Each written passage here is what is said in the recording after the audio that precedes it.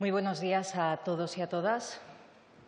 Un gusto ver esta sala llena para este acto. Autoridades, miembros de la mesa de la Cámara, señoras y señores, amigos y amigas, es para mí un honor recibir en el Congreso de los Diputados al Instituto Cervantes que este año celebra su 30 aniversario desde su constitución y que ha logrado convertirse en una entidad de referencia global para la difusión y el estudio de nuestra cultura.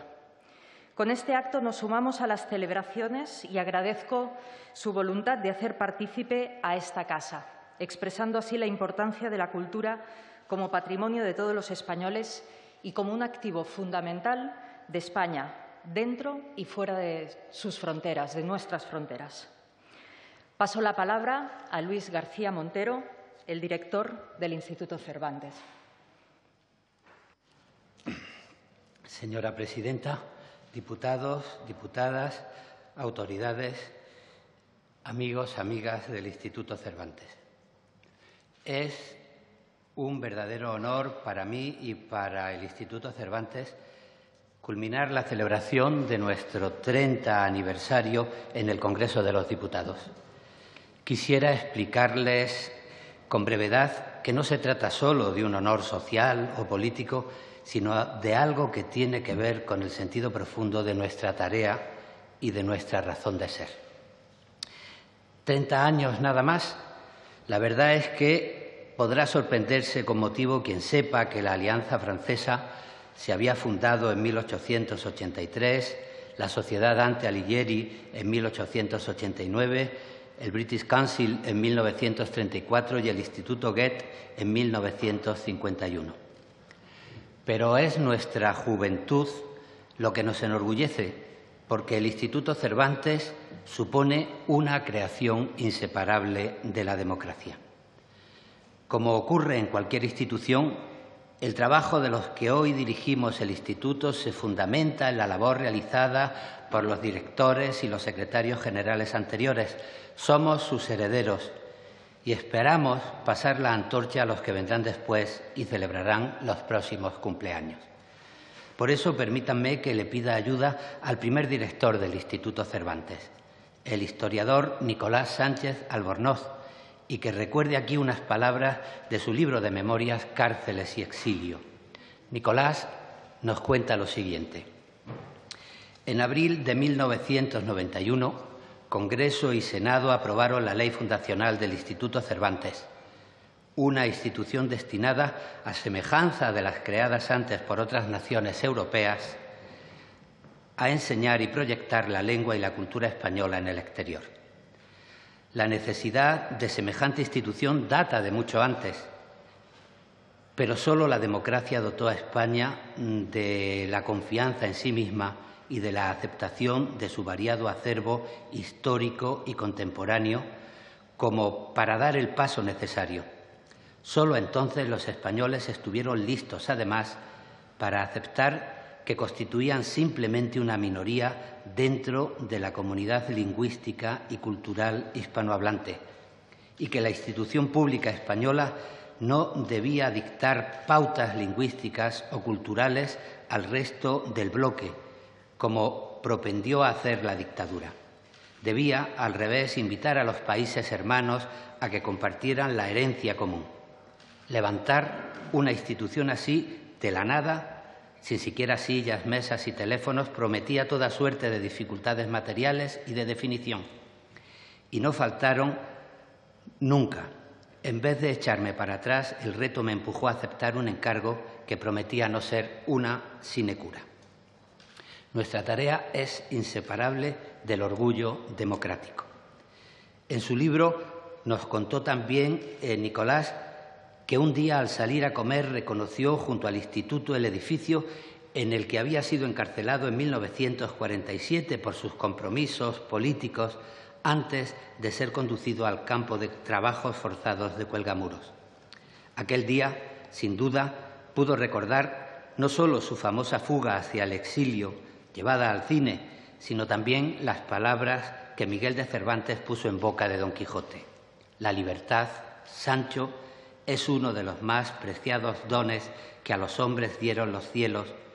Con ella no pueden igualarse ni los tesoros que encierra la tierra, ni el mar que encubre. Nunca está de más la referencia al personal, las sillas, las mesas y los teléfonos, pero no se trata de usar esta sesión honrosa para pedir. Recojo la idea de que una institución como el Cervantes era imposible en un país no democrático, anterior al proceso de transición española que se comenzó en los años 70. La permanencia en el siglo XX de una trasnochada retórica política era insostenible e impertinente. Otro director del Instituto, Santiago de Mora Figueroa, recordó unas palabras del escritor Guillermo Cabrera Infante: el español es demasiado importante para dejarlo en manos de los españoles.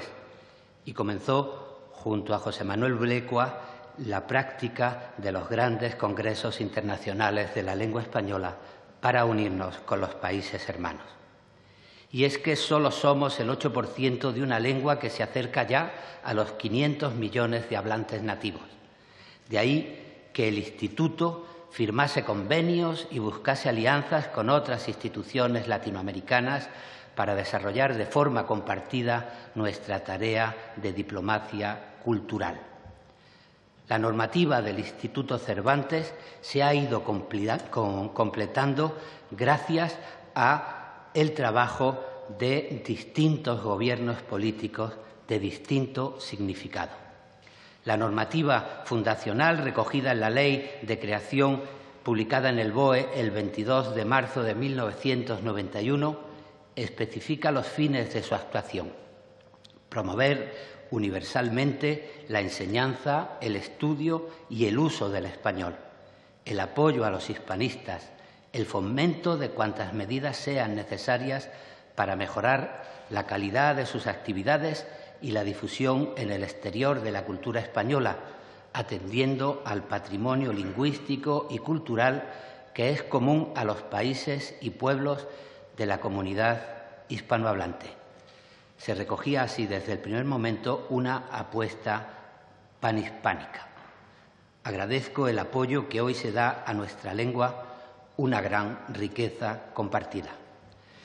Pero resultaba necesario también especificar democráticamente la riqueza y la diversidad cultural española, por lo que en la Ley 2/2014, de 25 de marzo de aquel año, sobre la acción y el servicio exterior del Estado, se concretaron algunos preceptos que debían observarse en la labor del Instituto Cervantes y que seguimos observando. La acción exterior en materia de cultura facilitará la defensa, promoción y difusión de las nacionalidades y regiones que integran la nación española, en el marco previsto en el artículo 149.2 de la Constitución española. Y ese artículo nos dice: sin perjuicio de las competencias que podrán asumir las comunidades autónomas, el Estado considerará el servicio de la cultura como deber y atribución esencial y facilitará la comunicación cultural entre comunidades autónomas de acuerdo con ellas. Tampoco era sencillo en un país no democrático normalizar el respeto y cuidado que se merece la diversidad lingüística española. Me interesa, pues, aclarar, como filólogo, profesor de literatura, escritor y ciudadano que acata la Constitución española y ataca cualquier tipo de falta de respeto a la Constitución, aclarar que la atención a las lenguas españolas no es ninguna concesión política forzada a los territorios bilingües ni ningún esfuerzo de atraer simpatías, sino la consecuencia lógica de sentirme parte de una cultura diversa y plurilingüe. Hay muchos motivos para sentirnos parte de una tradición en la que conviven Rosalía de Castro, Federico García Lorca, Blas de Otero, Gabriel Aresti, Mercé Rododera o Jaime Gil de Viedma. Por eso celebramos con orgullo democrático el 30 aniversario de nuestra institución, convencidos de la importancia de las lenguas como sentido de pertenencia y entendimiento a la hora de alcanzar una identidad cultural abierta. El poder de una lengua, como el español, además, la segunda lengua del mundo en número de hablantes después del chino mandarín, nos ofrece un horizonte científico, cultural, tecnológico, académico y económico de primera magnitud.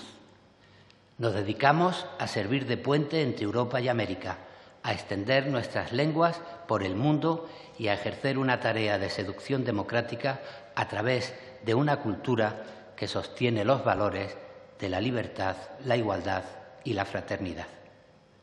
Vamos a seguir trabajando para que la lengua y la cultura española se conviertan en una referencia prestigiosa y el español ocupe el lugar que le corresponde en los ámbitos del humanismo, la ciencia y la tecnología.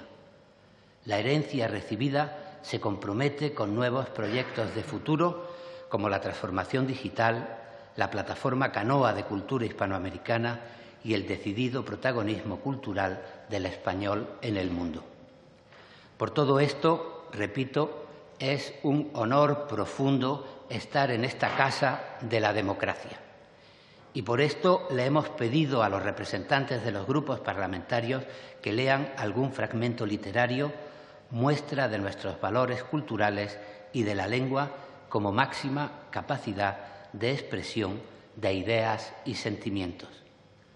Yo, presidenta, me tomo la libertad de escoger también un fragmento.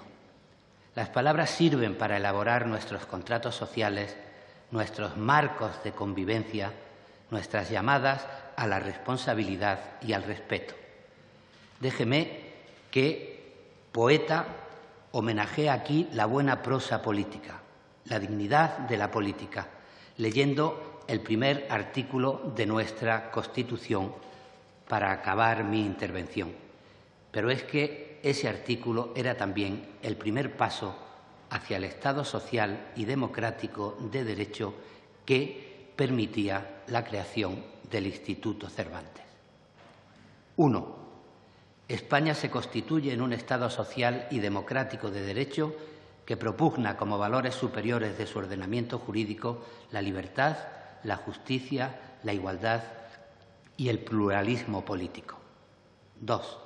La soberanía nacional reside en el pueblo del que emanan todos los poderes del Estado. Muchas gracias.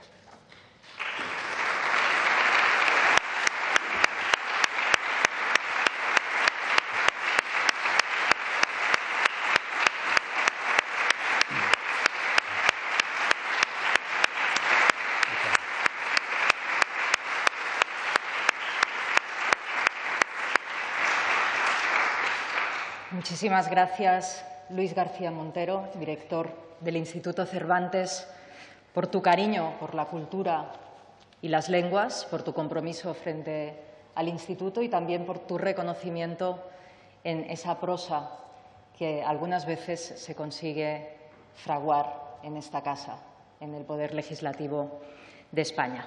A continuación vamos a ver un breve vídeo precisamente de la conmemoración del 30 aniversario del Instituto Cervantes.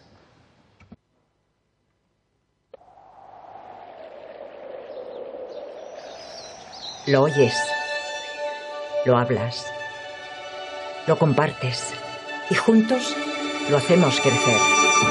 Un idioma que nos incluye, una lengua que hace universal lo diverso, una cultura que cambia la diferencia por entendimiento y construye cada día puentes en un mundo complejo, donde los hablantes del quechua, el catalán o el aymara pueden encontrarse, donde esa identidad compartida tiene un nombre: español.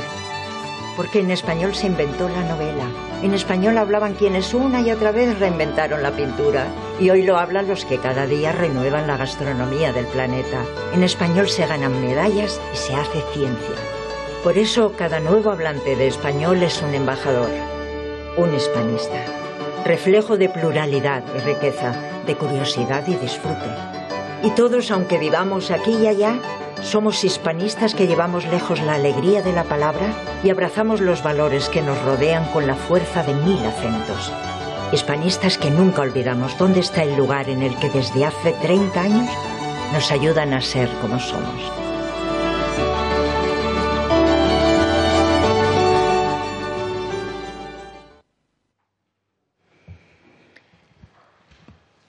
Muy bien, pues pasamos ya a la lectura de los poemas escogidos por los distintos representantes de los grupos parlamentarios y, en primer lugar, le voy a dar la palabra a don José María Mazón Ramos.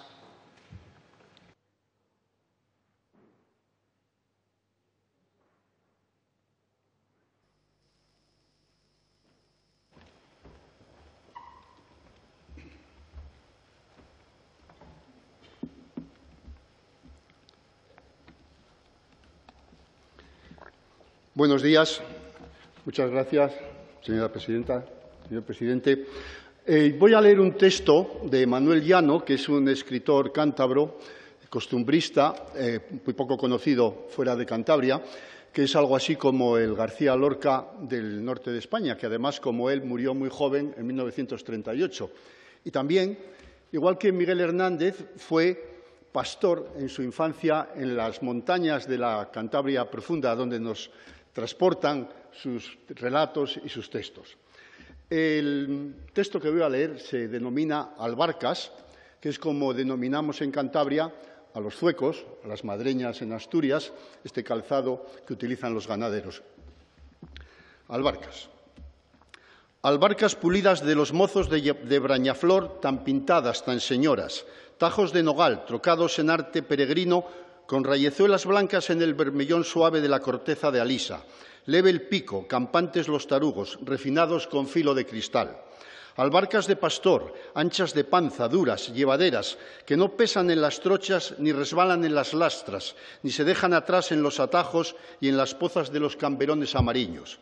Cautiverio apacible del escarpín de sayal, caliente en su aspereza sobre la mullida de heno que aún tiene esencia de manzanilla y flor de malva. Albarcas del Ansar y de la Ribera, del monte y del puerto. Albarcas negras y blancas y coloradas, albarcas de abedul y de alisa, de haya y de nogal, acicalás al amor de la lumbre mientras asoma verde y azul la picardía de la adivinanza. Tienen adornos de la tierra, adornos dorados como la corteza de las tortas de parrilla, rayas negras, enérgicas, que forman arabescos y encajes, rectas, firmes, ondulaciones caprichosas, con temblores y devaneos de la navaja en la madera de raíz, en la madera del tronco. Surcos y caminitos entrelazados desde la casa al pico, pespuntes galanos, complicaciones inocentes de una geometría rústica. El albarquero enamorado traza en el leño, después de labrar y pulir, las ansias de su alma cautiva. Pinta corazones y rosas y castañuelas y panderetas y cascabeles en las almadreñas de la moza bien amada. Un corazón muy grande y unas flores chiquitinas y unas guirnaldas y unas ramas y unos colorines picoteando las rosas del cortejador bienaventurado. Albarcas negras de cura rural que brillan en el pórtico, en la ringlera de feligresía, ringlera demócrata en la que los tarugos del labrador infeliz ocupan la misma losa que la del terrateniente acaudalado, de repletos desvanes. Albarcas de señorita remilgada, también negras, de líneas más suaves, más lojeras, más brillantes. Albarcas blancas sin el color de la lisa, sencillas, pulcras de hidalgo. Albarcas tostadas de mozo roncero, albarcas recias de pastor, albarcas con argolla y remiendos de lata en las hendiduras, albarcas de mozas, con bordados y tarugo leve y motas a manera de recosido gentil. Industria y arte peregrino que tiene espíritu, colores y brotes de ingenio y características maravillosas de la habilidad campesina. Albarcas pulidas de los mozos de Brañaflor, tan pintadas, tan señoras.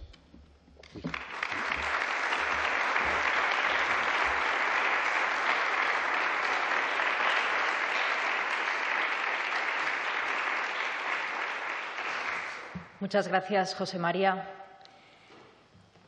Tiene la palabra ahora don Juan Ignacio López Bas.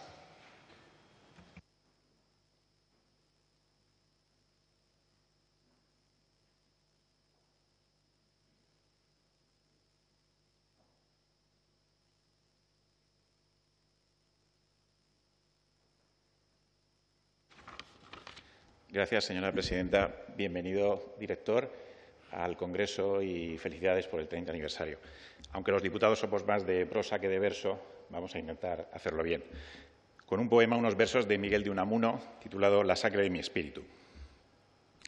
La sangre de mi espíritu es mi lengua y mi patria es allí donde resuene soberano su verbo, que no amengua su voz por mucho que ambos mundos llene. Ya Séneca la preludió aún no nacida y en su austero latín ella se encierra.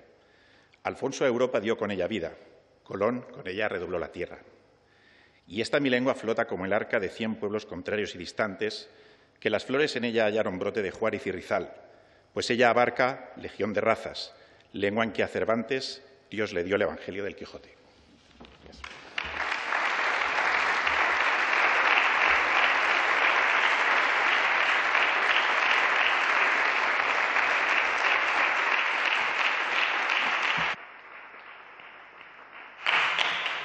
Muchísimas gracias, Juan Ignacio.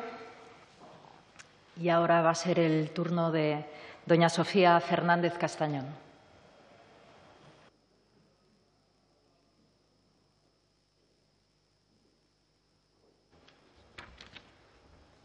Gracias, presidenta.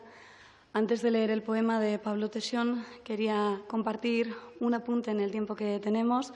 Ayer se abría el proceso de reforma del Estatuto de Autonomía que permitirá que lo que muchas asturianas y asturianos llevan años peleando, se reconozcan las lenguas que se hablan, el asturiano y el gallego asturiano, de manera oficial, reconociendo así también la riqueza y pluralidad lingüística del conjunto del Estado. Como dice la poeta Vanessa Gutiérrez, tuyes muchas veces patria mía.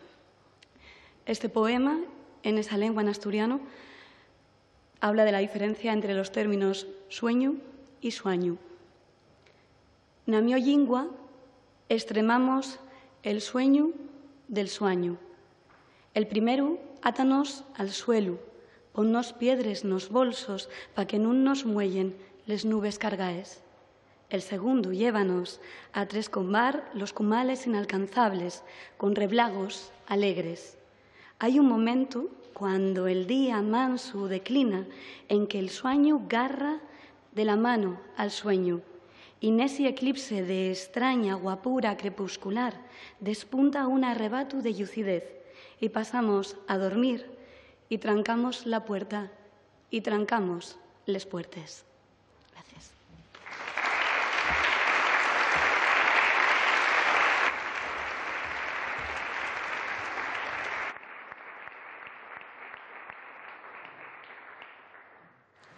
Muchas gracias, Sofía. Y ahora es el momento de escuchar el poema de don Iván Espinosa de los Monteros de Simón.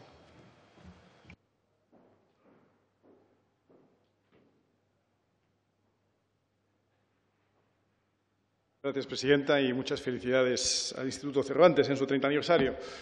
Ese instituto que defiende la lengua española y todas las lenguas españolas, todas las culturas de nuestra nación, de nuestra única nación y de nuestra única y común nacionalidad. Yo traigo un poema de Damas Alonso, al que tuve la fortuna de conocer de pequeño y que murió un año antes de la fundación de este instituto, el que estoy seguro que le hubiera encantado conocer.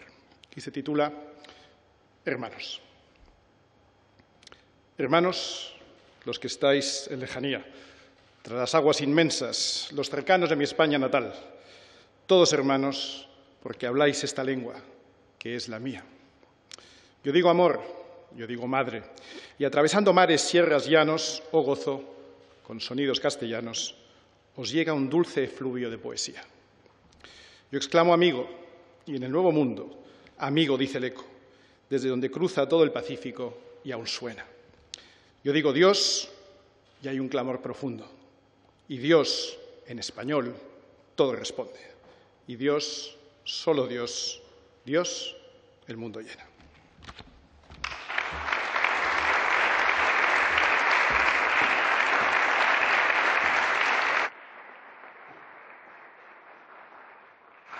Muchísimas gracias, Iván. A continuación, tomará la palabra don Pablo Hispán Iglesias de Usel.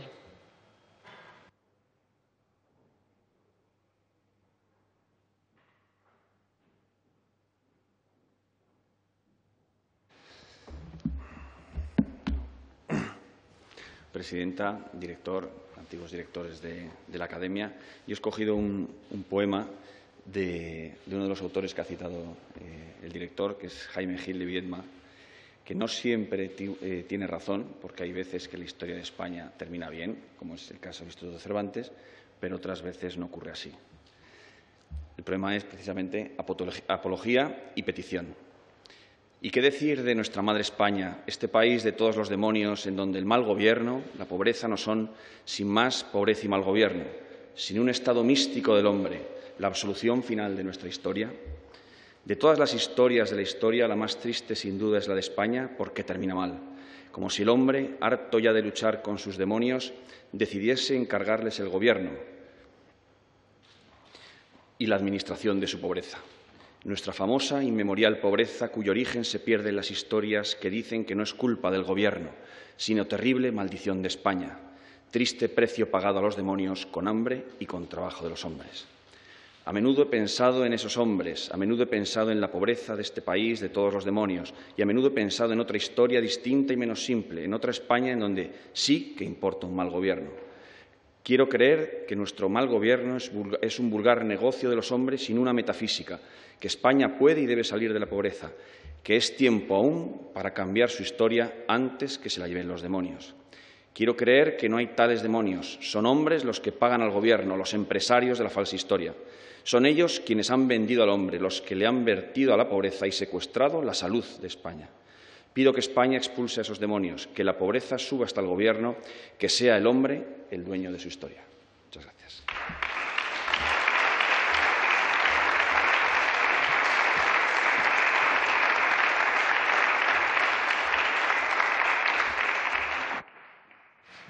Muchas gracias, Pablo. Y a continuación tiene la palabra doña María Olga Alonso Suárez.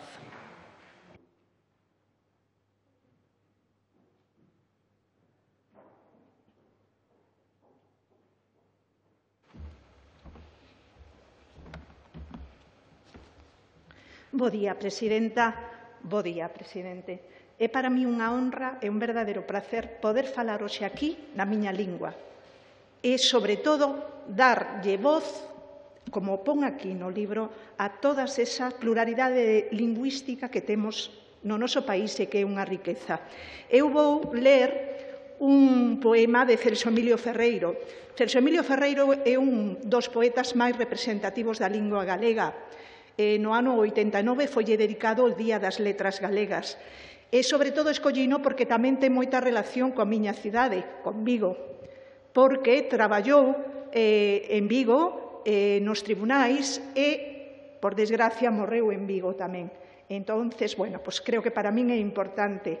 E o poema chámase Irmãos, que fala da emigración, desa emigración forzada que, como galegos, viveron moitos da miña xente. Camiñan o meu rente moitos homes, non os coñezo, sonme extraños, pero ti, que te alcontras alá lonxe, máis alá dos desertos e dos lagos, máis alá das sabanas e das illas, como a un irmão che falo. Si é túa a miña noite, si choran os meus ollos o teu pranto, si os nosos berros son iguales, como a un irmão che falo. Aunque as nosas palabras sexan distintas, e ti negro e eu branco, si temos semellantes as feridas, como a un irmão che falo. Por enriba de todas as fronteiras, por enriba de muros e valados, si os nosos soños son iguales, como a un irmão che falo. Común temos a patria, común a loita a ambos, a miña man che dou, como a un irmão che falo.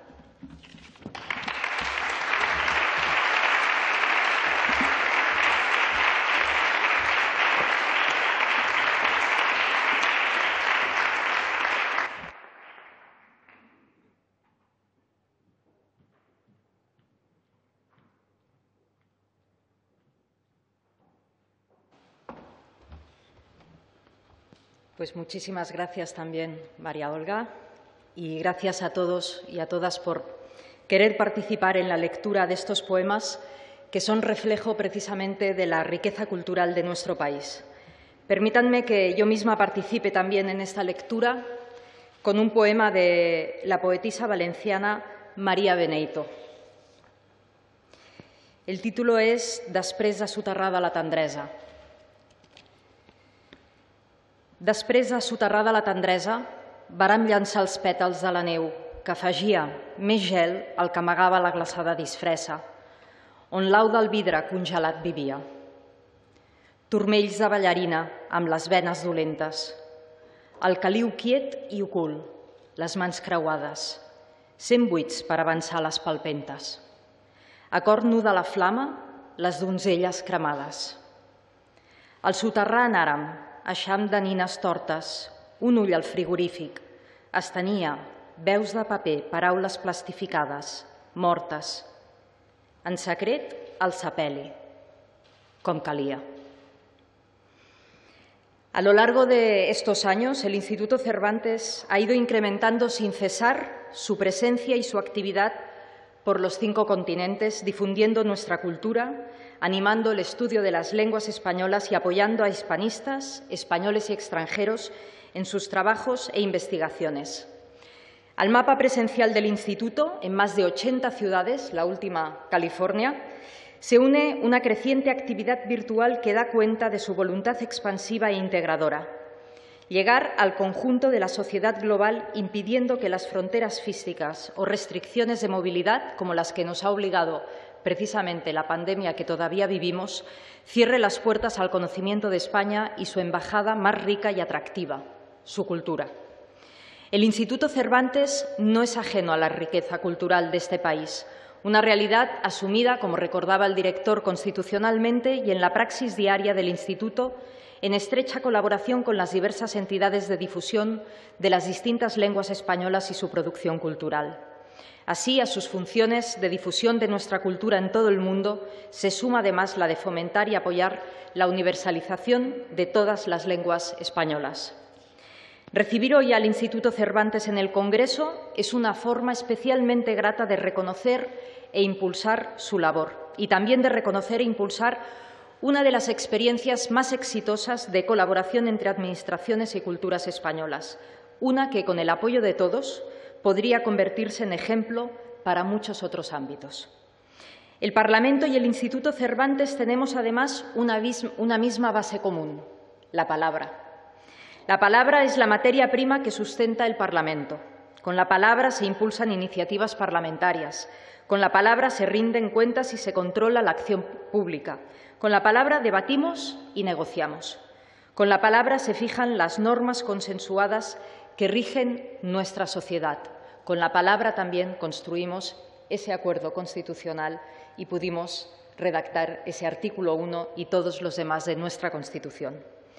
Pero también con la palabra se manifiesta el disenso y con pesar reconozco que también con la palabra se impone un clima político de polarizaciones y descalificaciones personales que se alejan absolutamente de los cánones deseados para una Cámara de Representantes. Es deber de todos y todas respetar la palabra, esa palabra, defenderla y mimarla. Las palabras constituyen las lenguas y éstas los puentes de diálogo de todas las personas. Compartir la palabra es el modo de hacer enriquecedor el pluralismo en la cultura y también en la política. Gracias, por tanto, Instituto, gracias, director, gracias, Luis, y extiendo también el agradecimiento a todas las personas que prestan servicios en vuestra institución por crear esos puentes día a día en cada rincón del mundo. Gracias también a quienes habéis querido participar en este acto, expresando con esta participación el auténtico amor a la lengua, a las lenguas, a la cultura de España, aprovechando cada oportunidad para hacerla crecer y compartirla. Muchísimas gracias.